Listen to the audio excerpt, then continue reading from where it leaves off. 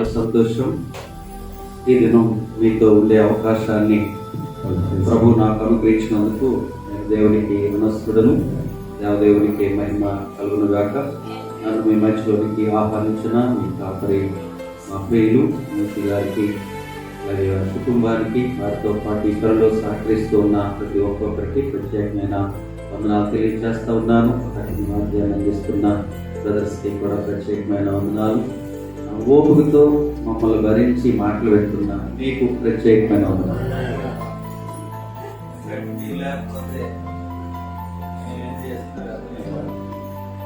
అలాగే ఈ స్థలంలో మనం కూడి ఈ మాటలు పెడుతున్నాం, కానీ చాలా మంది ఇక్కడికి వస్తే ఈ చర్చ్ చిన్నది కాబట్టి అందరూ వస్తే సరిపోదని వారి ఇంటి దగ్గరే ఉండి చక్కగా ఈ మాటలు వింటున్నారు.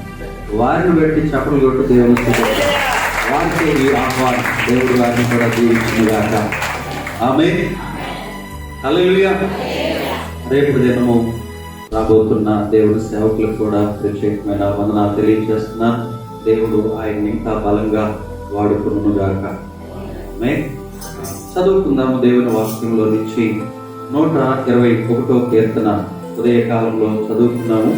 మరలా ఆ కీర్తనను ఉత్తర ప్రత్యుత్తరములుగా నేను ఒక వచనాన్ని, మీరు ఒక వచనాన్ని అలా కలిసి చదువుకొని వాక్యంలో ముందుకు సాగుదాము.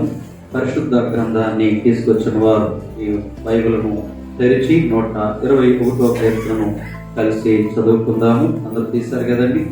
ఓకే. కొండలు తట్టు నా కన్నులు ఎత్తుచున్నాను, నాకు సహాయము ఎక్కడి నుండి వచ్చును?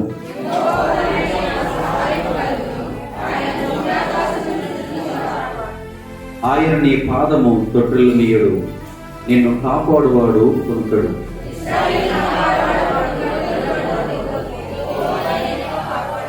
యెహోవాయే నిన్ను కాపాడువాడు, నీ కుడి ప్రక్కన యెహోవా నీకు నీడగా ఉండును.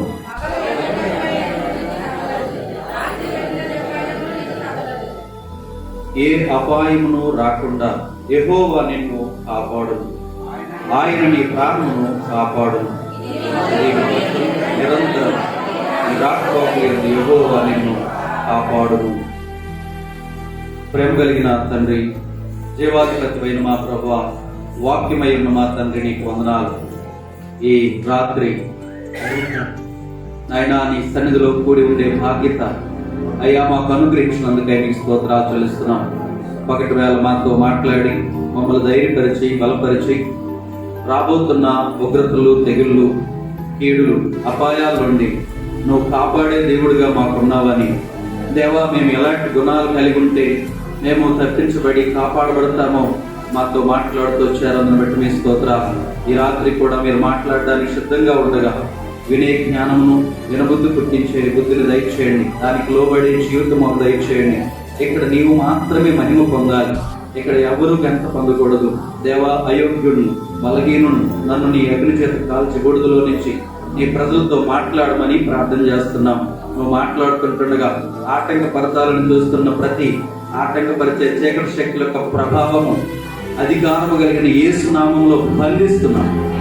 నీ పరిశుద్ధాత్మ చేత నింపి మీరే మహిమ పొందుకొనమని నా నోటి గోరుగా ఉండి నీ ప్రజలకు అర్థమైన రీతిలో ఆయన వినువారందరికీ కూడా క్షమాభివృద్ధి కలిగినట్లుగా నీవే మాట్లాడి మహిమ పొందుకొనమని మా అందరి కొరకు త్వరలో మేఘాలుడిగా రాబోచున్న యేసుక్రీస్తు వారి శ్రేష్టమైన నామంలో ప్రార్థించి అడిగి పొంది ఉన్నాము పరమ తండ్రి. ఆమేన్. అందరూ చెప్పాలి ఆమేన్. ఆమేన్ అంటే అర్థం ఏంటి? అలా జరుగునుగాక. చాలాసార్లు ప్రార్థన చేసి కొంతమందికి ఎక్కడ ముగించాలో తెలియక అలా సాగిపోతూ ఉంటారు. ఆమెను అనడానికి కూడా ఎక్కడ ముగించాలో అర్థం కాక వెళ్ళిపోతూ ఉంటుంటారు. అలా కాదు, మన ప్రార్థనలో మార్పులు, మన ప్రార్థన విధానంలో మార్పులు తెచ్చుకునే విధానంగా మనము ఉందాం. సరే, ఈరోజు మరొకసారి మీ అందరికీ ఈ నా ద్వారానికి దేవుడు నన్ను చాలా సంవత్సరాలుగా తీసుకుని వస్తున్నారు. మీతో మరి ఒక కుటుంబస్తుడిగా మీ కొరకు ఎల్లప్పుడూ ప్రార్థన చేసే వ్యక్తిగా నన్ను దేవుడు వాడుకుంటున్నారు. నా కొరకు మీరు కూడా ఎల్లప్పుడూ ప్రార్థన చేస్తూ ఉన్నారు. నేను ఖచ్చితంగా నమ్ముతాను. అందుకు మరి మనమందరం కూడా ఆ సహవాసం, ఈ యొక్క కృప, ధన్యత దేవుడు మనకు అనుగ్రహించాడు. రక్త సంబంధం కంటే స్నేహ బంధం కంటే ఆత్మ బంధము ఇది గొప్పది.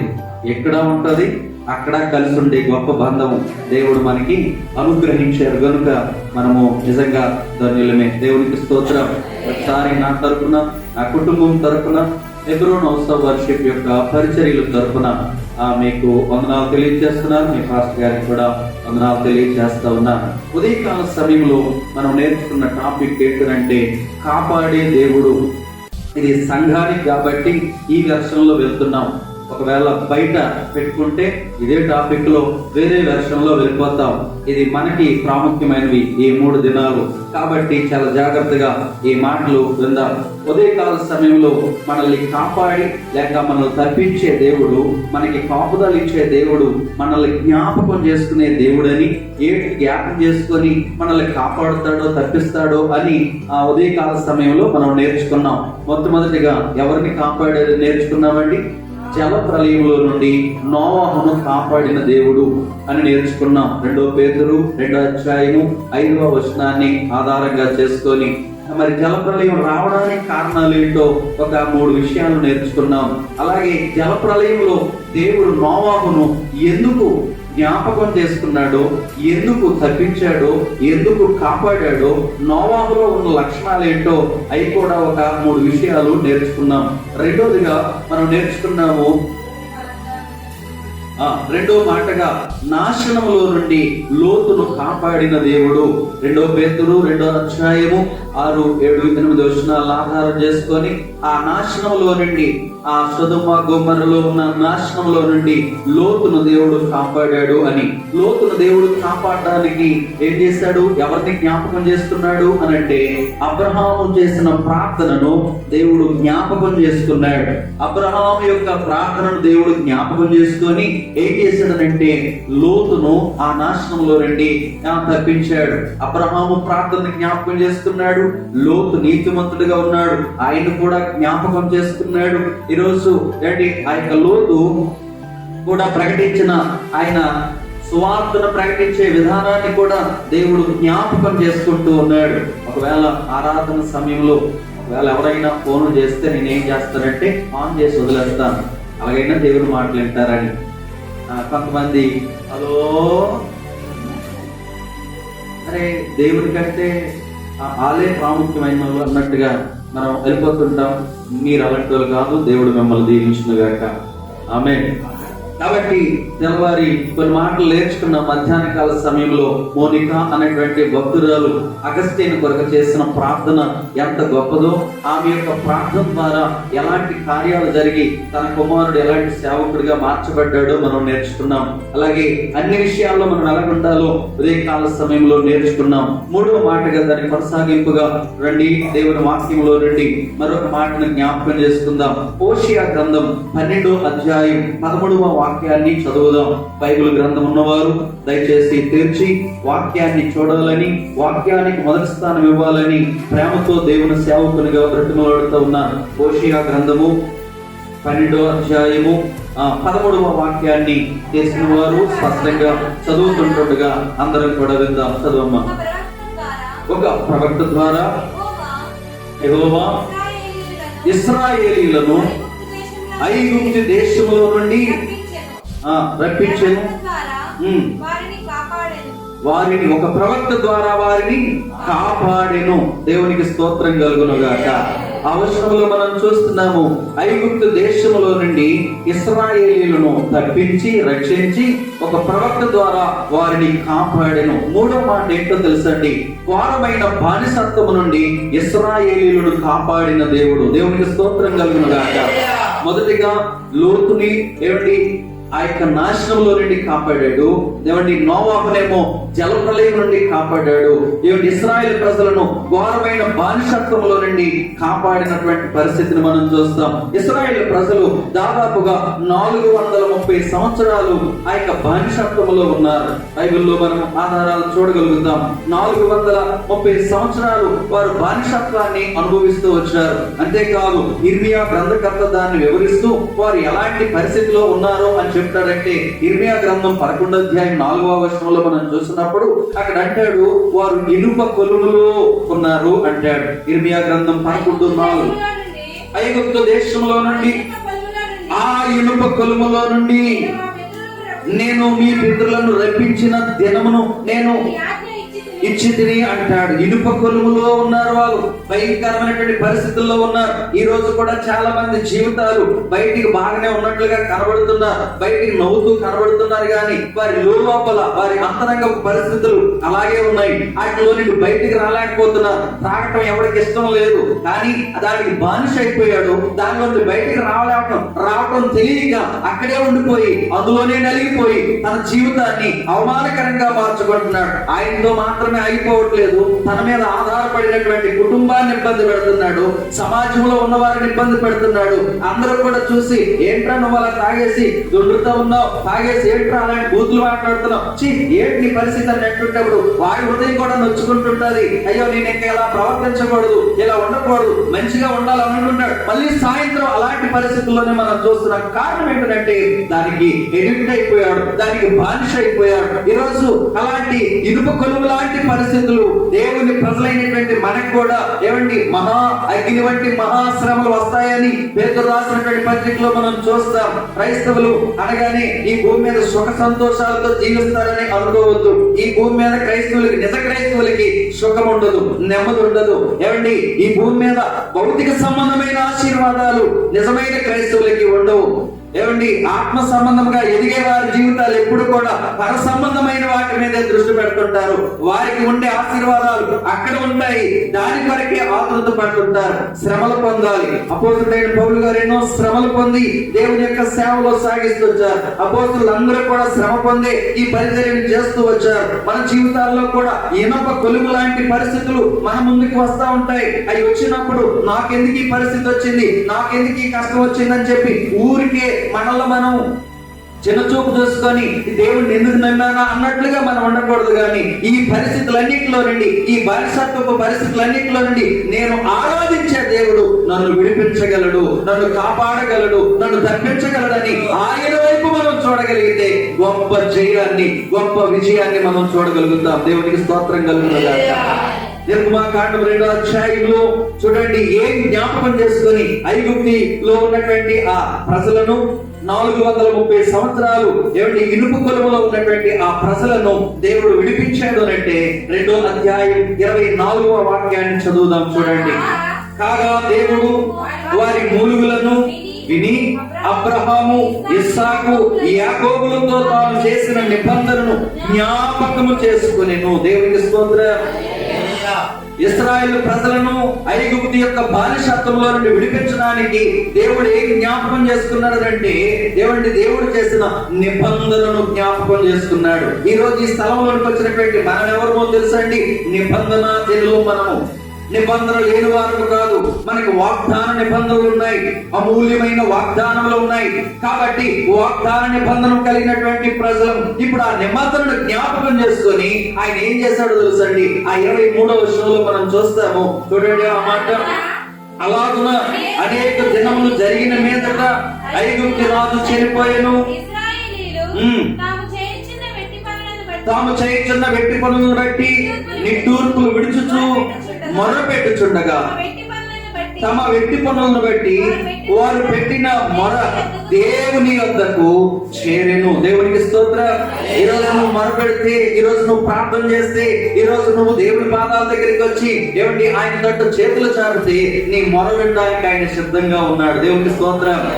విననేరకు నా చెవులు, రక్షింపనేరకు నా హస్తాలు. ఆయన వినే దేవుడే, కానీ మనమే మొరపెట్టడం మనకు రావట్లేదు. మనం ఎవరి దగ్గర మొరపెడుతుంటాం తెలుసా? కష్టం వచ్చినప్పుడు సిస్టర్ ఇలా ఉంది నా పరిస్థితి, బ్రదర్ ఇలా ఉందని ఇంకొకరితో చెప్పడానికి ఆతృత పడుతుంటాం. కానీ ఆ దగ్గర ఎవరి దగ్గరగా చెప్పటం మనం ఎవరి దగ్గర చెప్పాలి తెలుసా? వినే దేవుని పాదాల దగ్గరికి రావాలి. హల్లెలూయా. నీ కుటుంబంలో ఉన్నటువంటి ఆ బానిసత్వపు పరిస్థితులు ఉన్నాయి. ఆ యొక్క పరిస్థితులన్నింటిలో నుండి ఆయన మొరలు వినే దేవుడుగా ఉన్నాడు. అలాగే విని ఏం చేస్తా వచ్చాడో అక్కడ మనం చూస్తాము. 3వ అధ్యాయం 7-8 వచనాల్లో ఉన్న మాటలు మీకు జ్ఞాపకం చేస్తాం. వారు ఎప్పుడైతే వాళ్ళు మొరపెట్టారో, ఎప్పుడైతే వారు మునుగుతూ ఉన్నారో, అక్కడ ఏం చేశాడు తెలుసండి? వారి మొరలను విని ఆయన ఏం చేశాడంటే వారిని విడిపించుటకును, పాలు తేనెలు ప్రవహించు దేశంలోనికి వారిని నడిపించుటకును పరలోకము నుండి ఆయన దిగి వచ్చాడు. గట్టిగా చదువుడు దేవుడు. ఈ రాత్రికాల సమయంలో స్నేహితులారా, ఎలాంటి బంధకాల్లో ఉన్నావో, దేనికి బానిస అయిపోతూ ఉన్నావో, ఏ పరిస్థితి నిన్ను ఏమన్నా బౌండరీలోనికి లాగేసి నిన్ను పైకి లేవకుండా ఆకర్షణ ఉందో, ఈ రాత్రి నేను ప్రకటిస్తున్న యేసయ్య ఆ బంధకాలన్నింటిలో నుండి, ఆ యొక్క బానిసత్వపు పరిస్థితులన్నింటిలో నుండి విడుదలించి నీ జీవితాన్ని విమోచించడానికి ఆయన పరలోకము నుండి దిగి వచ్చి నీ మొరవిని నిన్ను రక్షించుటకును, ఆ యొక్క దేన స్థితిలో నుండి, ఆ దరిద్రత స్థితిలో నుండి, ఆ యొక్క ఏమండి ఈ లోక సంబంధమైనటువంటి ఆ భయంకరమైనటువంటి వ్యసనపు స్థితిలో నుండి నిన్ను విడిపించి ఆయన దేవుని సన్నిధి అనే పాలు దేవుడు ప్రవహించే ఆ పరలోక రాజ్యానికి నిన్ను చేర్చడానికి ఆయన సిద్ధముగా ఉన్నాడు. హల్లెలూయా. ఈ రోజు ఆయన విడిపించే దేవుడుగా ఉన్నాడు. ఘోరమైన బానిసత్వంలో నుండి ఇశ్రాయేలును కాపాడిన దేవుడు. ఈ రోజు దేనికి నువ్వు బానిస అయిపోయావు? ఒకవేళ కొంతమంది చుట్టకు బానిస అయిపోతారు, కొంతమంది త్రాగుడుకు బానిస అయిపోతుంటా, మరి కొంతమంది ఆ యొక్క పేకాటకు బానిస అయిపోతుంటా, మరి కొంతమంది వచ్చి ఆ యొక్క చిన్న చిన్న కైనాలకు బానిస అయిపోతుంటారండి. ఉదయకాల సమయంలో చెప్పాను కదండి, దేవుడి కొండంత భక్తి చేస్తూ ఉన్నావు, కొండంత పరిశుద్ధత కలిగి ఉన్న నీవు ఆ ఘోరంత చిన్న పాపము మొత్తాన్ని పాడు చేసేస్తా ఉంది. ఏమిటి? ఆ ఒక్క చిన్న తగ్గుదం కొరకు, ఆ చిన్న వ్యసనం కొరకు, ఆ చిన్న అలవాటు కొరకు శ్రేష్టమైన పరలోకాన్ని కోల్పోతున్నావే. ఏ రోజు నువ్వు ఆలోచించట్లేదు నీ భక్తి జీవితంలో? ఏ రోజైనా నీ దృష్టి పరలోకం కొరకు నువ్వు దృష్టి పెడితే ఇలాంటి వీటిని అసహ్యం వేస్తూ ఉంటది. నేను యేసు ప్రభుని ఎరక్క ముందు చాలా అన్ని ఉన్నాయి. నేను ఎంత మంచివాడిని అంటే నాతో ఫ్రెండ్షిప్ చేయొద్దని నాతో ఉన్నవారికి వాళ్ళ తల్లిదండ్రులు హెచ్చరిక చేసేవారు. అంత మంచివాడిని. ఆయనతో కూడకంటే చెడిపోతారనేవారు. అయితే దేవుడు 1997 సంవత్సరంలో ఆ మహాదేవుడు నన్ను పట్టుకున్న తర్వాత, నన్ను రక్షించుకున్న తర్వాత, నా జీవితం మారిన తర్వాత, మునుపు ఏవైతే కలిగి ఉండేవాడినో, ఏవైతే నేను అనుభవిస్తూ ఉండేవాడినో, ఆచారాలుగా చేస్తూ ఉండేవాడినో, వాటన్నిటినీ విడిచి నూతనమైన జీవితంలోనికి వచ్చిన తర్వాత మా ఊర్లో ఉన్నవారు, స్నేహితులు అనబడిన వారు, వారి తల్లిదండ్రులు చెప్పిన మాట ఏంటో తెలుసండి? అలాంటి వారితో స్నేహం చెయ్యండి రా, బాగుపడతారు. ఆడితో తిరిగితే మీరు బాగుపడతారా? ఏంట్రా మీ బ్రతుకులు ఉన్నాయని చెప్పి అదే తల్లిదండ్రులు అనగలిగారు. దేవునికి స్తోత్రం కలుగునుగా. ఈ రోజు దేని నుండి నువ్వు బానిసత్వంలో ఉన్నావో, ఆ బానిసత్వంలో నుండి దేవుడు నిన్ను విడిపించే దేవుడు. ఇశ్రాయేలు ప్రజలను ఘోరమైన బానిసత్వంలో విడిపించినట్లుగా ఈ రాత్రికాల సమయంలో దేనికి బానిస అయిపోయావో, ఈ 2-3 దినాల యొక్క ఉపవాస కూటములలో ఆ బానిసత్వంలో నుండి, ఆ వ్యసనములలో నుండి, ఆ అలవాట్లలో నుండి, ఆ దరిద్రతలో నుండి ఏమిటి నువ్వు ఈ రాత్రి విడిపించబడదువుగాక. కొంతమంది చాలా బాగా ఉంటారు, టైం అయ్యేసరికి జాయిన్ అయిపోతుంటారు. దేనికి? సీరియల్ వెళ్ళిపోతుంటే ఆ టైం అయ్యేసరికి అలా మనసు కొట్లాడేస్తూ ఉంటది. అబ్బాబు మనసు దిగేస్తుంటే లాగేస్తుంటదట. ఎంత ఆకృతో. సరే చూడండి, మంచిది. సినిమా చూస్తే 3 గంటల పాపం, సీరియల్ చూస్తే జీవితకాల పాపం. ఎందుకంటే నెక్స్ట్ ఎపిసోడ్ రేపు, నెక్స్ట్ మళ్ళా రేపు, అది కంటిన్యూషన్ పాపం. అంటే ఇప్పుడు ఇలాగ చేసుకుంటూ వెళ్ళిపోతున్నా. ఒకసారి ఆలోచన చెయ్యి, ఒక్కసారి గుండె మీద చేసుకొని చెప్పు, దేవుడు నీకు 24 గంటలు టైం ఇచ్చాడు. 8 గంటలు నీ పొట్ట కోసం బ్రతుకుతున్నావు, నీ జీవితం కొరకు, కుటుంబ పోషణ కొరకు బ్రతుకుతున్నావు. ఏమండి మిగతా సమయాలు దేని కొరకు బ్రతుకుతున్నావు? ఒకవేళ ప్రభు నీ ముందు నిల్చొని ఇలా అడిగితాడేమో, నీకు 24 గంటలు టైం ఇచ్చాను కదా, నీ కొరకు నువ్వు ఎంత టైం వాడుకుంటున్నావు? నా కొరకు నువ్వు ఇచ్చిన టైం ఎంత? నా కొరకు నువ్వు కేటాయించిన టైం ఎంత? సంఘానికి వచ్చిన టైం లెక్కలో ఉండదు. నీ వ్యక్తిగతంగా దేవుని కొరకు నీవు ఇచ్చిన సమయం ఎంత? అది అడుగుతాడు దేవుడు నిన్ను లెక్క. సమయాన్ని గురించి లెక్క అడుగుతాడు, నువ్వు వాడే మాటల గురించి లెక్క అడుగుతాడు, నీకు ఇచ్చిన ప్రతి డబ్బు కోసం పైసల కొరకు లెక్క అడుగుతాడు, నీకు ఇచ్చిన కుటుంబం కొరకు లెక్క అడుగుతాడు. ఈ మనమందరం ఒకరోజు ఆయనకి లెక్క చెప్పవలసిన వారమై ఉన్నాము. అందుకే అంటాడు పౌలు గారు, అంటారు ఏమంటారు తెలుసండి? ఆయన ఏంటి, నీ మాటలు తక్కువగా ఉండాలి. నీ మాటలు ఎలా ఉండాలంట? మనకు అదే అలవాటు ఉండదు. నిజంగా విచిత్రమైనటువంటి పరిస్థితి నేను ఎప్పుడు చెప్తుంటాను. ఏమండి ఈ చెవు చేసే పని ఏంటండి? ఈ చెవి చేసే పని ఏంటండి? ఈ చెవు రెండు చెవులు కూడా వినే పని, మరి ఏదే లేదు. వాటికి ఒకే డ్యూటీగా చేస్తా ఉన్నాయి. నోరు చేసే పని ఏంటి? మాట్లాడుతుంది, అంతేనా? తింటాది, ఇంకా చాలా పనులు చేస్తుంది ఈ నోరు. అప్పుడు ఈరోజు ఆదివారం కదా, మొక్కలు లేవా? మొక్కలకి మరి క్రైస్తవులు ఎప్పుడు కూడా తినడం కొరకు బ్రతకూడదు, బ్రతకడానికి తినాలి. హల్లెలూయా. అదేంటి రెండు ఉంటాయి కదండి? కాదు. తినడం కొరకు బ్రతికేవారు ఎప్పుడు కూడా అవి మొక్క లేకపోతే మొద్ద దిగదు. బ్రతకడానికి తినేవారికి ఏది తిన్నా పర్లేదు, ఆకలి తీరితే చాలు. రెండవది, క్రైస్తవులు డబ్బు కోసం బ్రతకూడదు, బ్రతకడానికి డబ్బు అవసరం. హల్లెలూయా. నేను రాస్తున్నాను, అనుసరిస్తా ఉన్నాను. నా జీవితంలో వీటి కొరకు ప్రాక్టీస్ చేస్తూ ఉంటాను ప్రతి క్షణం కూడా. నేను ఇక్కడికి రావాలి, నా సాధ్యులకు డబ్బులు ఉంటే చాలు. ఇక్కడికి నేను రావడానికి ఏమన్నా 10,000 5,000 అవసరం లేదు. మన జీవితాలు ఎప్పుడు కూడా అలాగే ఉండాలి, మితముగా ఉండడానికి ప్రయత్నం చేయాలి. సరే, ఇక్కడ మనం చూస్తూ ఉన్నాం, మన జీవితాల్లో దేనికి బానిస అయిపోయాం ఒకసారి ఆలోచన చేయండి. నువ్వు ఆ టీవీకి బానిస అయిపోయావు, ఆ సీరియల్కి బానిస అయిపోయావు.